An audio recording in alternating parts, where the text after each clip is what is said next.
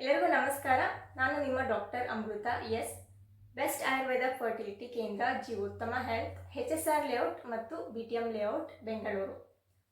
ಶೀತಕಾಲ ಬಂತು ಅಂತ ಅಂದರೆ ತುಂಬ ಜನರಲ್ಲಿ ವಿಪರೀತವಾಗಿ ತಲೆನೋವು ಬರ್ತಾ ಇರುತ್ತೆ. ತಲೆನೋವುಗಳಲ್ಲಿ ಎಷ್ಟೊಂದು ಥರದ್ದಿರತ್ತೆ. ಅದರಲ್ಲಿ ಇವತ್ತು ಸೈನುಸೈಟಿಸ್ ಅಂತ ಹೇಳುವಂಥ ಒಂದು ಕಂಡೀಷನ್ ಬಗ್ಗೆ ತಿಳಿಸ್ಕೊಡ್ತೇನೆ.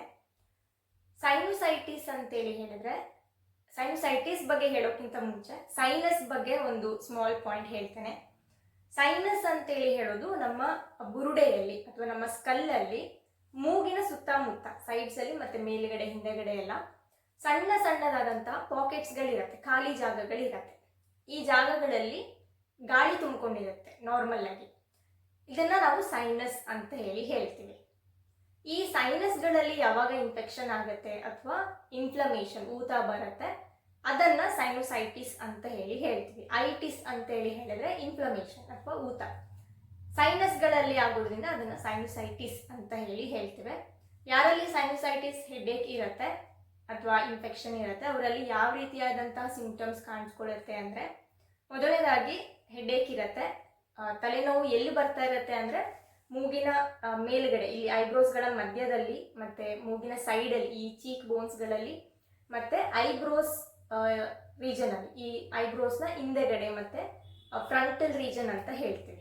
ಸೊ ಐಬ್ರೋಸ್ ಮೇಲ್ಗಡೆ ಮತ್ತೆ ಐಬ್ರೋಸ್ ಹಿಂದೆ, ಕೆಲವರಿಗೆ ಕಣ್ಣಿನ ಹಿಂದೆ ಕೂಡ ಬರ್ಬೋದು. ಸೊ ಈ ಜಾಗಗಳಲ್ಲಿ ತಲೆನೋವು ಬರ್ತಾ ಇರುತ್ತೆ. ಎರಡನೇದು ಬಂದ್ಬಿಟ್ಟು ತಲೆ ಭಾರ ಅಂತ ಅನ್ಸೋದು. ಸೊ ನೀವು ಮುಂದಕ್ಕೆ ಬೆಂಡ್ ಮಾಡಿದ್ರೆ ತಲೆ ಒಳಗಡೆ ಏನೋ ಇದೆ ಅದು ಕೂಡ ಬೀಳ್ತಾ ಇದೆ ಅನ್ನೋ ಥರ ಅನ್ಸೋದು, ಅಥವಾ ನೀವು ಯಾವ ಕಡೆಗೆ ಬೆಂಡ್ ಮಾಡ್ತೀರಾ ಹೆವಿನೆಸ್ ಆ ಕಡೆಗೆ ಶಿಫ್ಟ್ ಆಗ್ತಾ ಇರುತ್ತೆ. ಸೊ ಈ ರೀತಿ ತಲೆಭಾರ ಕೂಡ ತುಂಬಾನೇ ಇರುತ್ತೆ. ತಲೆನೋವು ಮತ್ತೆ ತಲೆಭಾರ ಆಲ್ಮೋಸ್ಟ್ ಎಲ್ಲರಲ್ಲೂ ಕೂಡ ಇದು ಕಾಣಿಸ್ಕೊಂಡಿರುತ್ತೆ. ಕೆಲವರಲ್ಲಿ ಕೋಲ್ಡ್ ಸಿಂಪ್ಟಮ್ಸ್, ಶೀತ ಆದಾಗ ಏನೆಲ್ಲ ಸಿಂಪ್ಟಮ್ಸ್ ಬರುತ್ತೆ, ರನ್ನಿಂಗ್ ನೋಸ್ ಆಗಲಿ ಅಥವಾ ನೋಸ್ ಬ್ಲಾಕ್ ಆಗೋದು, ಕಫ ಬರೋದು ಮೂಗಲ್ಲಿ, ಈ ರೀತಿ ಕೂಡ ಸಿಂಪ್ಟಮ್ಸ್ ಕಾಣಿಸ್ಕೊಂತಿರುತ್ತೆ. ಆ್ಯಂಡ್ ಇನ್ನೊಂದು ಟಿಪಿಕಲ್ ಕ್ಯಾರೆಕ್ಟರ್ ಏನು ಅಂತ ಹೇಳಿದ್ರೆ, ಪೋಸ್ಟ್ ನೇಸಲ್ ಡ್ರಿಪ್ಪಿಂಗ್ ಅಂತ ಹೇಳ್ತೀವಿ. ಸೊ ಮೂಗಿನ ಹಿಂದೆಗಡೆ ಗಂಟ್ಲಲ್ಲಿ ಮೇಲ್ಗಡೆಯಿಂದ ಕಫ ಬರೋದು. ಸೊ ಕಫ ಬಂದಲ್ಲಿ ಕೂತಿರುತ್ತೆ, ಅದು ನಿಧಾನಕ್ಕೆ ನಿಮಗೆ ಗಂಟ್ಲಿಗೆ ಬರ್ತಾ ಇರುತ್ತೆ ಅವಾಗ. ಸೊ ಇದನ್ನ ಪೋಸ್ಟ್ ನೇಸಲ್ ಡ್ರಿಪ್ ಅಂತ ಹೇಳ್ತೇವೆ. ಸೊ ಇದು ಕೂಡ ಸೈನುಸೈಟಿಸ್ ಇರೋರಲ್ಲಿ ಯಾವಾಗಲೂ ಈ ರೀತಿ ಆಗ್ತಾ ಇರುತ್ತೆ. ಆ್ಯಂಡ್ ಕೆಲವರಲ್ಲಿ ಜಾ ಪೇನ್ ಅಥವಾ ಟೀತ್ ಪೇನ್ ಅಥವಾ ಜಾ ಲೈನ್ ಏನಿದೆ ಹಲ್ಲುಗಳಲ್ಲಿ ಮತ್ತೆ ಒಸಡುಗಳಲ್ಲಿನೂ ಕೂಡ ನೋವು ಬರ್ತಾ ಇರುತ್ತೆ. ಎಲ್ಲ ಲಕ್ಷಣಗಳು ಎಲ್ಲರಲ್ಲೂ ಇರಬೇಕಂತ ಇಲ್ಲ. ಕೆಲವ್ರಿಗೆ ಬರೀ ಮೈಲ್ಡ್ ಆಗಿ ಪೇನ್ ಬರ್ತಾ ಇರ್ಬೋದು, ಸ್ಟಫಿ ನೋಸ್ ಅಥವಾ ನೋಸ್ ಬ್ಲಾಕ್ ಇಲ್ದೇನೆ ಬರೀ ಪೇನ್ ಇರ್ಬೋದು. ಕೆಲವ್ರಿಗೆ ಪೇನ್ ಕಡಿಮೆ ಇದ್ಬಿಟ್ಟು ನೋಸ್ ಬ್ಲಾಕ್ ಆಗೋದು, ಕಫ ಜಾಸ್ತಿ ಬರೋದು ಆಗ್ತಾ ಇರ್ಬೋದು. ಇಟ್ ಡಿಪೆಂಡ್ಸ್, ಒಬ್ಬೊಬ್ಬರಲ್ಲಿ ಒಂದೊಂದು ರೀತಿಯಾಗಿ ಕಾಣಿಸ್ಕೊಂಡಿರುತ್ತೆ. ಬಟ್ ಜನರಲ್ ಆಗಿ ಇದರಲ್ಲಿ ಕೆಲವೊಂದು ಲಕ್ಷಣಗಳಿದೆ ಅಂತ ಅಂದರೆ ನಿಮಗೆ ಸೈನುಸೈಟಿಸ್ ಇರುವಂಥ ಸಾಧ್ಯತೆ ಇರುತ್ತೆ. ಸೈನುಸೈಟಿಸ್ ಯಾಕಾಗುತ್ತೆ ಅಂತ ಹೇಳಿದ್ರೆ, ಮೇನ್ ಆಗಿ ಬಂದ್ಬಿಟ್ಟು ಬ್ಯಾಕ್ಟೀರಿಯಲ್ ಇನ್ಫೆಕ್ಷನ್ ಇಂದ ಅಥವಾ ವೈರಲ್ ಇನ್ಫೆಕ್ಷನ್ ಆದಾಗ. ಇಮ್ಯುನಿಟಿ ನಿಮಗೆ ತುಂಬ ಕಡಿಮೆ ಇದೆ ಅಂತಂದರೆ ರಿಪೀಟೆಡ್ ಆಗಿ ಅಥವಾ ರಿಕರೆಂಟ್ ಆಗಿ ಆಗ್ತಾ ಇರುತ್ತೆ. ಆ್ಯಂಡ್ ಎರಡನೇದು ಕೋಲ್ಡ್ ಎಕ್ಸ್ಪೋಜರ್ ಜಾಸ್ತಿ ಇತ್ತು ಅಂತೇಳಿ ಹೇಳಿದಾಗ, ಜಾಸ್ತಿ ಥಂಡಿಗೆ ಹೋದ್ರಿ ಅಥವಾ ಥಂಡಿ ಪದಾರ್ಥಗಳನ್ನು ಜಾಸ್ತಿ ಸೇವನೆ ಮಾಡಿದ್ರಿ ಅಂತೇಳಿ ಹೇಳಿದ್ರು ಕೂಡ ಸೈನುಸೈಟಿಸ್ ಆಗ್ಬಹುದು. ಕೆಲವರಲ್ಲಿ ಯಾರು ಜಾಗನ ಶಿಫ್ಟ್ ಮಾಡಿರ್ತಾರೆ, ಸೊ ಒಂದು ಪ್ರದೇಶದಿಂದ ಇನ್ನೊಂದು ಪ್ರದೇಶಕ್ಕೆ ಶಿಫ್ಟ್ ಆಗಿರ್ತಾರೆ, ಅಂಥವ್ರಲ್ಲಿ ಕೂಡ ವೆದರ್ ಚೇಂಜಸ್ ಇಂದಾಗಿ ಸೈನುಸೈಟಿಸ್ ಆಗುತ್ತೆ. ನೆಕ್ಸ್ಟ್ ಇದನ್ನ ಟೇಕ್ ಕೇರ್ ಮಾಡೋದು ಹೇಗೆ ಡಾಕ್ಟ್ರೇ ಅಂತೇಳಿ ಹೇಳಿದ್ರೆ, ತುಂಬಾನೇ ಸಿಂಪಲ್ ರೆಮಿಡೀಸ್ ಅಲ್ಲೇನೆ ಸೈನುಸೈಟಿಸ್ ಅನ್ನ ಮ್ಯಾನೇಜ್ ಮಾಡ್ಕೋಬಹುದು. ಇಂಪಾರ್ಟೆಂಟ್ ವಿಚಾರ ಏನಪ್ಪಾ ಅಂತಂದ್ರೆ, ಕೋಲ್ಡ್ ಎಕ್ಸ್ಪೋಜರ್ ಅನ್ನ ಅವಾಯ್ಡ್ ಮಾಡಬೇಕು.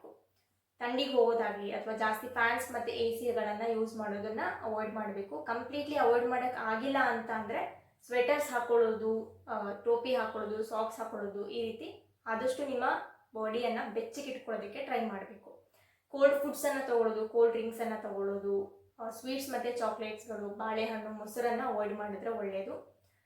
ನೆಕ್ಸ್ಟ್ ವಾರ್ಮ್ ವಾಟರ್ ಮತ್ತು ಸ್ಟೀಮ್ ಇನ್ಹಲೇಷನ್ ಕೂಡ ಸೈನುಸೈಟಿಸ್ ಇರೋರಿಗೆ ತುಂಬಾ ಹೆಲ್ಪ್ಫುಲ್ ಆಗುತ್ತೆ. ಪ್ರತಿದಿನ 2 ಸತಿ ಸ್ಟೀಮ್ ಇನ್ಹಲೇಷನ್ ಮಾಡೋದು. ಸ್ಟೀಮ್ ಇನ್ಹಲೇಷನ್ ಮಾಡುವಾಗ ನೀರಿಗೆ 2 ಡ್ರಾಪ್ ನೀಲಗಿರಿ ಎಣ್ಣೆಯನ್ನು ಹಾಕಿಬಿಟ್ಟು ಸ್ಟೀಮ್ ಇನ್ಹಲೇಷನ್ ತೊಗೊಂಡ್ರೆ ತುಂಬಾ ರಿಲೀಫ್ ಅನಿಸುತ್ತೆ. ನೀಲಗಿರಿ ಎಣ್ಣೆ ಸಿಕ್ಕಿಲ್ಲ ಅಂತಂದರೆ ಫಾರ್ಮಸೀಸಲ್ಲೆಲ್ಲ ಸ್ಟೀಮ್ ಇನ್ಹಲೇಷನ್ ಟ್ಯೂಬ್ಸ್ಗಳು ಬರುತ್ತೆ ಇವಾಗ, ಆ ಟ್ಯೂಬ್ಸ್ಗಳನ್ನು ಕೂಡ ಯೂಸ್ ಮಾಡ್ಬೋದು.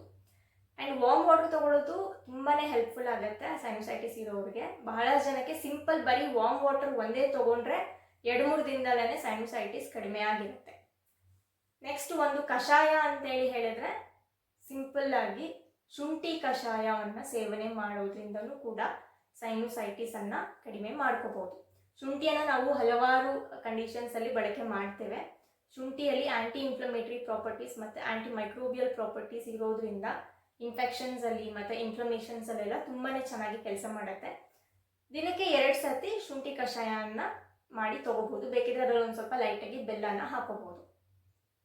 ನೆಕ್ಸ್ಟ್ ಇಂಪಾರ್ಟೆಂಟ್ ಟಿಪ್ ಏನಪ್ಪ ಅಂತೇಳಿ ಹೇಳಿದ್ರೆ ಪ್ರತಿಮರ್ಶ ನಸ್ಯ ಅಂತ ಹೇಳ್ತೀವಿ.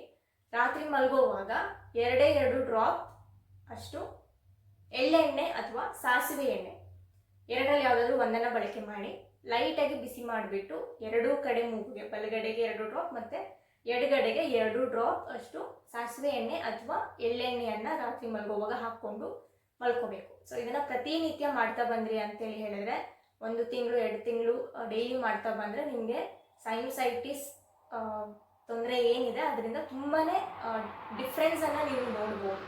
ಸೊ ಯಾರಲ್ಲಿ ರೆಕರೆಂಟಾಗಿ ಆಗ್ತಾ ಇರುತ್ತೆ, ಸ್ವಲ್ಪ ದಿನ ಬಿಟ್ಟು ಬರ್ತಾ ಇರುತ್ತೆ, ಅಂಥವ್ರಲ್ಲೆಲ್ಲ ರೆಕರೆನ್ಸಿ ಕಡಿಮೆ ಆಗುತ್ತೆ. ಆ್ಯಂಡ್ ಫಸ್ಟ್ ಟೈಮ್ ಆಗಿದೆ, ಒಂದೇ ಸತಿ ಆಗಿದೆ ಅಂತ ಹೇಳೋರಲ್ಲಿನೂ ಕೂಡ ಹೆಡ್ಡೇಕ್ ಕಡಿಮೆ ಆಗಲಿಕ್ಕೆ ಸಹಾಯ ಮಾಡುತ್ತೆ. ನೆಕ್ಸ್ಟ್ ಯಾರಲ್ಲಿ ಸ್ಟಫಿ ನೋಸ್ ಇರುತ್ತೆ, ನೋಸ್ ಬ್ಲಾಕ್ ಆಗಿದೆ ಅಂತೇಳಿ ಹೇಳೋರಿಗೆ ಬೆಳ್ಳುಳ್ಳಿಯನ್ನು ತೊಗೊಂಡ್ಬಿಟ್ಟು ಬೆಳ್ಳುಳ್ಳಿನ ಬಿಡಿಸ್ಕೊಂಡ್ಬಿಟ್ಟು ಬೆಳ್ಳುಳ್ಳಿಯ ಬಲ್ಬ್ಸ್ ಏನಿರುತ್ತೆ ಸಣ್ಣ ಸಣ್ಣ ಬಲ್ಬ್ಸ್, ಅದ್ರ ಸಿಪ್ಪೆ ಎಲ್ಲ ತೆಗೆದುಬಿಟ್ಟು ಅದನ್ನು ಮೂಸೋವಂಥದ್ದು ಅಥವಾ ಅದನ್ನು ಇನ್ಹೇಲ್ ಮಾಡುವಂಥದ್ದು. ಸೊ ಮೂಗತ್ರ ಇಟ್ಕೊಂಡ್ಬಿಟ್ಟು ಈ ನಾರ್ಮಲಾಗಿ ಇನ್ಹೇಲರ್ ಎಲ್ಲ ಏನು ಯೂಸ್ ಮಾಡ್ತಾರೆ ಅದ್ರ ಬದಲು ಗಾರ್ಲಿಕ್ ಬಲ್ಬ್ಸನ್ನು ತೊಗೊಂಡ್ಬಿಟ್ಟು ಮೂಗತ್ರ ಇಟ್ಕೊಂಡು ಅಂತ ಅದನ್ನು ಮೂಸಬೇಕು. ಆವಾಗ ಆ ಥರ ಮಾಡೋದ್ರಿಂದನೂ ಕೂಡ ಸೈನಸೈಟಿಸ್ಗೆ ಹೆಲ್ಪ್ ಆಗುತ್ತೆ. ಅಥವಾ ಸ್ಟಫಿ ನೋಸ್ ಇದೆ ಅಂತೇಳಿ ಹೇಳೋರಿಗೆ ರಿಲೀಫನ್ನು ಕಾಣ್ಬೋದು.